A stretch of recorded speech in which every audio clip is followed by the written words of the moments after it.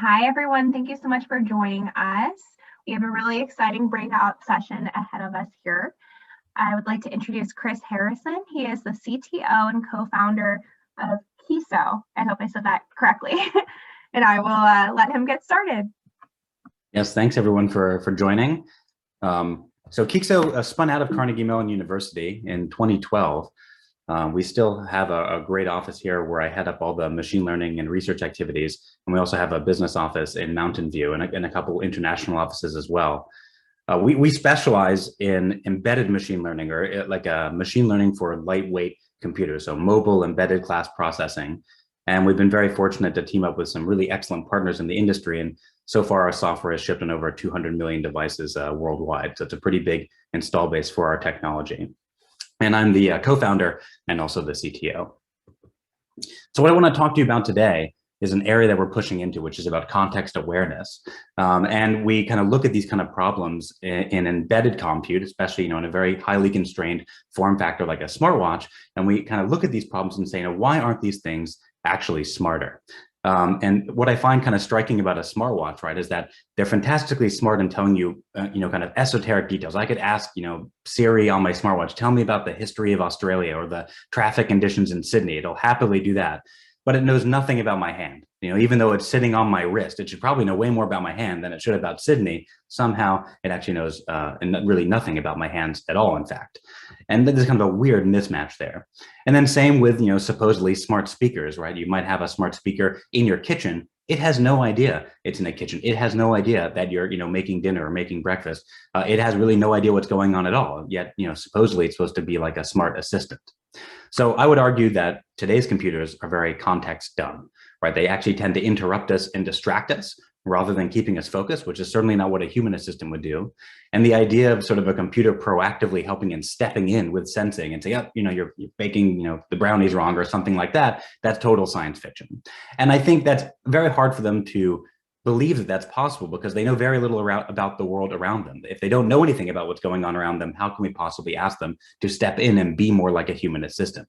So there's this, strong disparity there.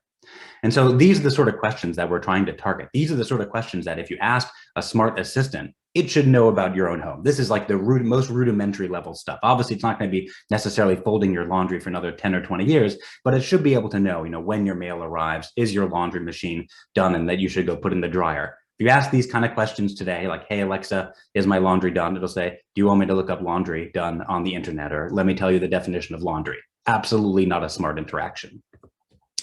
So we believe very much that the future is going to be much more context aware, that computers are going to be context aware. And what I mean by that is to be aware of one's surroundings, in this case, a computer, both physical dimensions, like is the laundry machine done, and social dimensions, like are guests over for dinner. And this sounds like a great vision. People have been thinking about this sort of notion of a smart home for a very long time. But number one, it's difficult. How do we actually do it? Number two, it can be potentially very privacy invasive unless you do it right. And we think in particular that the machine learning has to happen at the edge. We do not subscribe to the vision that you just put, microphones and cameras and everything and you ship it to the cloud. It's basically just streaming all this very personal data, especially if it's in a kitchen, in a bedroom, in a bathroom. We don't believe in that vision. That's a very lazy way of doing machine learning, in our opinion. So we want to do it right at the edge. And that means you're going to have lower latency because you're doing it right there. We don't have to ship it off to the cloud. There's a greater opportunity for model personalization. So we can learn about that particular person's environment. There's much better security. In fact, you may not even have to be connected at all. There's many use cases, I believe, where you can have smart appliances that have no internet connectivity, but they know everything about your house by virtue of sensing. And obviously, if you can't, you're not connected, that's going to reduce that surface area for attack so much more. And of course, by doing everything in your house, you own your own data, you own your own machine learning models, there's improved privacy as well. So in this talk, it's going to be a bit of a whirlwind, but I'm going to mostly focus on research. And in the research, I'm going to show you a lot of live sensor data. I believe kind of seeing is believing. So here's one of our first projects in this space. This actually goes back to 2016. So this project has been around for a long time, but it was very kind of pioneering in what I wanted to do. We said we want to create a universal sensor, basically kind of a Swiss Army knife of sensing. And this is what that board looks like. It does not use batteries. You plug it into just a wall. In this case, it had sort of a USB fixture, but you can imagine this just plugging into a wall anywhere in your house, one per room. And on the board, we have a whole bunch of different sensor suites. A lot of these are multiple sensors. This one is temperature, barometer, and humidity. Here's one that does both color of the light it sees and the illumination level. And so in total, we have like 16 to 20 different sensor feeds coming out of this board at various frequencies.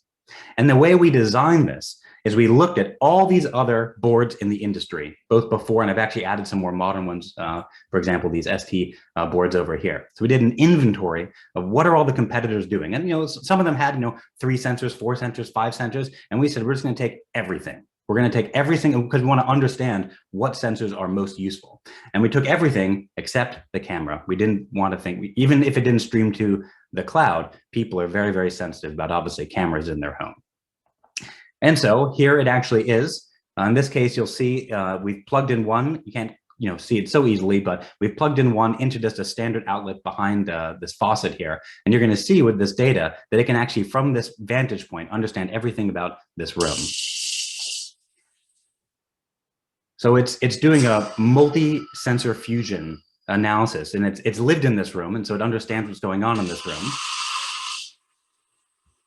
You can see some of the signals here on this laptop. This is just for illustration.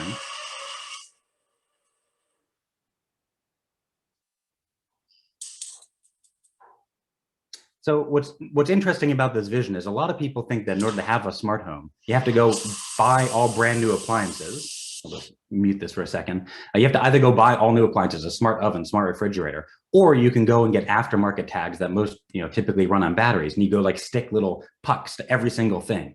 That's a lot of battery changes. We went to we inventoried a bunch of houses, and it found that about 100 different facets in those environments is pretty typical. Is the garage door open? Is a window left open? Is a stove left on? Is the laundry machine running? If you add all those things together and you want your Alexa or Siri or whatever to know about it, it's about 100 things long. That's a lot of coin cell batteries to change every 6 months. So we advocate a model of 1 sensor per row. You might have 10 rooms in your house, you buy 10 sensors, you never have to replace the batteries because they run on wall power. And yet from that location, they can sense everything else going on in that room. And you can see we both, domestic and industrial use cases are possible.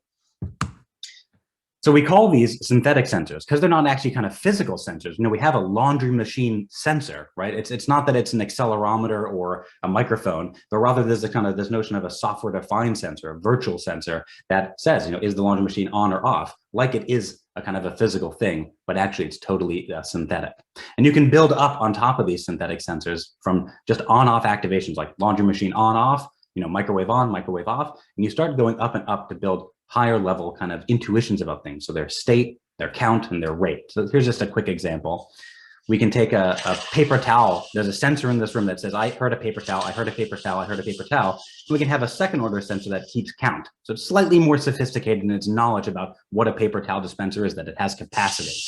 And here's another example with flow. So the one that's monitoring flow, and there's a second sensor that's accumulating that flow over time. And you could imagine having a third level sensor that integrates it for an entire household to look at water usage, for example.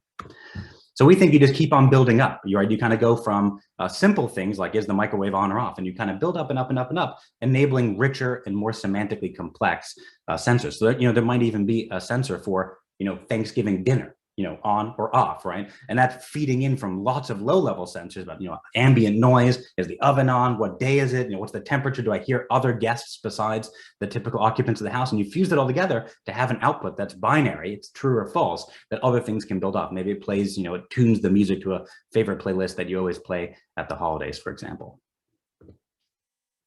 So this project, even despite having started this research more than 5 years ago, it's actually alive and well. And we're working with a professor at CMU called Professor Yuvraj Agarwal, and he is installing, or actually has finished installing, about 350 of these sensors into a new building being constructed at Carnegie Mellon's campus. So this is the new TCS hall, and pretty much every room inside this building, except the bathrooms, have one of our sensors running in there. And it really is going to be an incredible kind of living laboratory to test out what it means for a really kind of fully aware building. So if you're interested in this, please reach out to myself or Professor Agarwal. So in terms of the user experience for this, we think it's going to be very much like this. So this is a slightly later project called Acoustics. It's primarily using sound and trained on Hollywood sound effects. But you can imagine sort of a drag and drop interface that you get your new smart speaker and you say, hey, I wanted to listen for doorbells and smashing glass and babies crying and blender sound. And you kind of just have this drag and drop interface and it parameterizes it over time. So it's more opt-in than it is kind of opt-out.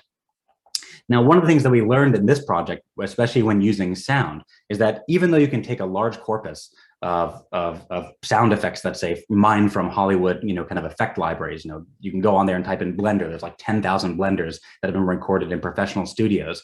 Even with that really high quality sound, there's nothing quite as good as your blender in your kitchen. The reverb effects and so on in your kitchen is very unique. And of course, your model of blender, it's a little bit, aged or whatever.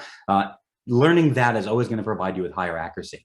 So here's another project that we did, where again, we have a smart speaker sitting on a countertop and it's listening. It's almost listening like a child.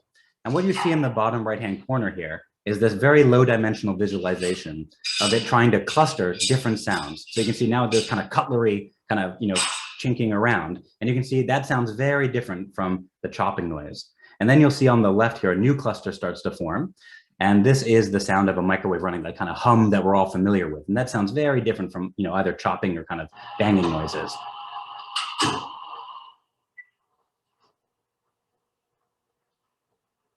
What was that sound? That was a microwave. So you'll see now that that cluster has turned pink. So what it's done is what it feels like, hey, I don't know what these sounds are. I don't actually know what a microwave sounds like. I don't know what a faucet sounds like. I don't know what chopping sounds like. You don't initialize this thing at all. It just listens, and it may listen. We have it here. We'd only listen for 5 minutes, but you can imagine when you first buy a smart speaker, it listens for the first week maybe. And then when it's saying, I don't know what it is, but I know that sounds different from anything else I hear in the environment, whether that's a baby crying or a plate shattering, it's going to interrupt you. And it just very much like kind of an infant learning, a child learning a language, and say, what was that? And you're going to say, that's a microwave. Then you're going to say, that's a faucet, and so on. And after, it asks you maybe 20 things, it actually understands your particular environment. So that in the end, the clusters look more like this. Now you may say, hey, well, look, they're all overlapping. You have to keep in mind that this is a very low dimensional. This is a 2D representation of our feature. If you kind of imagine this in 3D, they'll all be kind of separate. And in reality, it's more like 500D, and I can't show you what that looks like. But the principle holds true. And we call this listen learner. So that was our work on sort of deployed sensors, and the research continues, but they're very, very powerful ways to do it if you have something like a smart speaker. But of course, they're very kind of reliable in that you can plug them into the wall, but they only live in that room. And so if you want to have context awareness go with you, we have to think about warn systems, right? If you were to visit my house, even if my house was a smart house, you wouldn't get any of that benefit because my data is sort of encapsulated in my own devices. So your systems would be dumb in a foreign environment. But what happens if they kind of live on your body, go with you anywhere you go? And so we have looked at this, and the project that I mentioned very briefly before, Acoustics, that's a kind of ubiquitous acoustics that was trained again on kind of Hollywood sound effect libraries. We can actually run that model anywhere. We can run it at the edge, right on the smartwatch. So here's an example of someone coughing, and the smartwatch, again, if it really is a smartwatch, you really shouldn't have to ask it. It should already have sort of, should prompt you automatically. In this case, it heard the user was coughing, and it automatically popped open an application that said, hey, you're coughing a lot more than usual. Maybe you should, go get a COVID test or schedule an appointment or something like that. So it's proactive. It isn't like I have to launch an app and say, track my cough or whatever. It's doing it automatically. And likewise, if we can get onto a smartwatch, we can get it onto a smartphone. So this one's, again, very simple use case, but I really like it. You'll see the smartphone wakes up here. It can hear that there's a power tool appliance, that in this case, a drill press. And it says, don't forget to wear your safety glasses. And moreover, because it knows it's a drill press, it actually can infer the RPM of the machine. So in this case, you'll see here, it's estimating to around 3,100 RPM, which is ideal for softwood. But if you're drilling acrylic, you may get pull up a little guide and say, hey, what should I set it to make the best cut for aluminum or acrylic? So again, it's automatically launching. You don't have to launch an app, and it's trying to make informed decisions to help you do your job better. So that was with sound, but there's other ways. Obviously, sound is complicated because, especially in a noisy environment like a factory, there's lots of sound. So sound doesn't always actually work as well as you might hope. It might work okay in a domestic environment, but it's not going to necessarily work out on the street. So we looked at how do we kind of isolate sounds? How do we look at only sounds relevant to that user? And it turns out we can actually do this with an accelerometer in a smartwatch. So this is just an off-the-shelf smartwatch, and we can use the accelerometer inside that smartwatch to sense the bioacoustics inside your body. So this is sort of like a stethoscope that a doctor might use to kind of listen inside your body. We can do the exact same thing with a smartwatch, and smartwatch manufacturers didn't even realize this was possible. So what we're showing here on the top is the typical smartwatch configuration that most of these devices use for step counting. And in the middle here is this high speed mode that we put the accelerometer into, which is sampling at 4,000 times per second. And this little kind of ripple you see here is actually the vibrations from this electric toothbrush. And then here you can actually see the microphone. You can see the microphone's really noisy, even when the user's not touching it. But interestingly, you only see the vibrations when the user actually physically grasps the toothbrush, and those vibrations are going in their body. And so we can actually use this signal to recognize a wide range of objects that people are grasping. And it only works when they actually physically touch that device. And it turns out we can recognize an incredible array of objects. Now, obviously they have to vibrate. They don't work if they're totally silent. So a laptop wouldn't work, for example, but pretty much anything else that you have to do a physical activity with is going to produce vibrations. And you can see here on the screen, you can see both the signal we're using and the recognition. So it's a very long video. I'm just going to cut it there to save kind of time, but you can imagine here's just a very simple app where you have a egg beater, and the progress bar only goes when you're actually mixing. If you stop beating the eggs, the progress bar stops. So it isn't that you have to set a timer for 60 seconds. It says you have to, blend the ingredients together for 60 seconds. If you stop, the timer stops. You don't have to kind of have this awkward back and forth with your smart, speaker. Here's another example, very similar, using also the accelerometer in the watch. We said, well, how about things beyond things that make vibrations, power drills and kitchen appliances. What about just combing your own hair or clapping your hands or scratching an itch? Those create vibrations too, but sort of the kinetic energy comes from the human itself. And so we studied this. It's a very different kind of signal, much lower frequency than obviously like a power drill. But you can see here, we're able to classify it. So here we have, writing, and then after a few seconds, we're cutting with the scissors. It takes a little bit of time to kind of get a, high confidence result, but it can detect these sort of things. So this is a particular use case. We looked at washing hands as a very valuable one. And in fact, my PhD student, because I'm also faculty at CMU, Gerard Laput, he joined the Apple Research Lab here in Pittsburgh. And with his group, they kind of based a lot of their intuition off of some of this core research, developed a new model for hand washing detection. And if you're running, if you have an Apple Watch and you're running the recent version of the software, you might have noticed there is now a hand washing feature, which is designed to help combat the spread of COVID by encouraging you to wash, I think, for the CDC recommended time of 20 seconds. And so this is basically the kind of from that lineage of research, actually shipping a commercial grade classifier into millions of smartwatches around the globe. Okay, I'll just give you one more example before we kind of wrap up here. So we talked about sound, we talked about accelerometers. There's another thing we can do, which is sensing electromagnetic signals. So it turns out that whenever you grasp something that uses electricity, anything that uses electricity is like a little miniature radio station. Obviously, the FCC heavily regulates the emissions from these devices so that doesn't interfere, but nonetheless, each one acts like a little mini radio station. Excuse me. And so when you touch an object that uses electricity, you become like a little antenna for that device. It doesn't harm you in any way, but you become like a little antenna. And so we asked this question, well, what happens if we had a little sensor inside of a smartwatch? Could we detect that you have become an antenna? And can we furthermore look at the kind of pattern of the signals to guess what you're touching, even if it's making no vibrations at all? And the answer is yes. So here again, I always like to show the laptop with some signals here and the recognition. This is live recognition happening. Again, the laptop and all these things is just so you can understand what's going on. And what you see here is that all these different devices have different kind of little spikes on them. In this case, this is a spectral view. So this is sort of frequency domain, like an FFT. And all these different classes, if they have, touch screens or motors or something, a vacuum cleaner is going to have a very different kind of motor than a power drill, for example, is again, we can actually recognize what object, including vehicles, what object The thing is from the electromagnetic emissions, again, that are going up into your body. It's something that we've never taken advantage of before. So, just some quick demos. Again, I like to always kind of put a face on these. So in this case, this is back to that electric toothbrush. The smartwatch knew that the user has started to brush their teeth, and it automatically starts a 60-second timer to, again, promote good hygiene.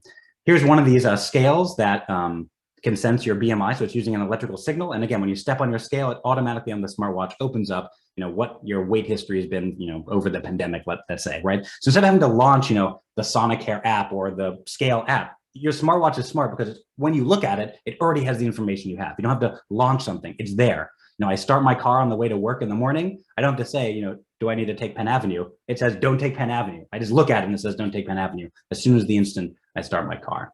Here's one where we have, I touch my doorknob and knows that I'm in my office now. And it says, hey, you have a meeting in 12 minutes and you have, 12 voicemails. Now you can see this is not a sensor that comes standard in smartwatches. You can see there's some sort of goofy wires coming out of this prototype. So this is both a hardware sensing solution and software, although most of what Qeexo is involved in is actually software machine learning. So a lot of this, of course, is continuous sensing. If you want to have an app launch when it detects that you're, doing too many coughs, or, when you're starting to use a power tool or you get into your vehicle, it can't do this once an hour, only when you kind of open up the screen. It's going to be doing it all the time. And that means you can't just be streaming all this sensor data off to the cloud. Number one, that's going to be massively energy expensive for something like a smartwatch that assumes you have like cellular connectivity everywhere you go. It's just not going to work. It's just really incompatible with the notion of mobility and machine learning. And of course, the big one is that data is also very sensitive. Or if you are going to use things like the sound of someone coughing, right? Like obviously it's very hard to sense that, from the wrist in any other way, but obviously you can, your smartwatch can hear it, but are you going to want to stream everything off to the cloud? No, at least we are not comfortable with that. So, we really think that if you want to have commercial level accuracies and be able to respect consumer rights, is be able to do it right there on the edge is much more feasible. And from a technology perspective, you can keep the kind of all the energy and kind of thermal constraints and so on alone, and do that at the edge. And that's what really Qeexo has specialized in over the last 5 years. And when we work with OEMs for shipping models on their devices, they give us incredibly tight constraints. They say you have to execute your model in sub-millisecond, and you can't impact the battery life more than like 0.05%, if that's assuming all day use. And that has forced us, by being kind of nimble in the market, has forced us to really refine our pipeline and our tools and our models to be able to deal with that. So just to kind of wrap up, I think that we're getting towards this point. We are not quite there yet. I would kind of call this kind of level 1 context awareness, but I think it's going to happen sooner than we might think. Maybe in the next year or two, we'll finally be able to have devices that can do this reliably. There's already some examples in the market of very specific use cases like window breaking and so on, but that's very rudimentary. We want to have it across environments. And then I think within 5 or 10 years, especially as we start kind of building up, we follow that kind of notion of synthetic sensors, I think we can actually get to much higher level semantics pretty fast, which is going to be super exciting and very interesting, and pose a lot of questions. Do we want this in domestic environments? Does this make more sense in commercial office buildings or factory floors? And that's an interesting question to pose as well. So on that note, I will end there. You have my email information if you want to follow up on any of these things. And of course, a lot of this research was done with many amazing collaborators, not like I executed this all by myself. And with that, I will happily take questions. Feel free to post your questions in the chat, or you can kind of raise your hand.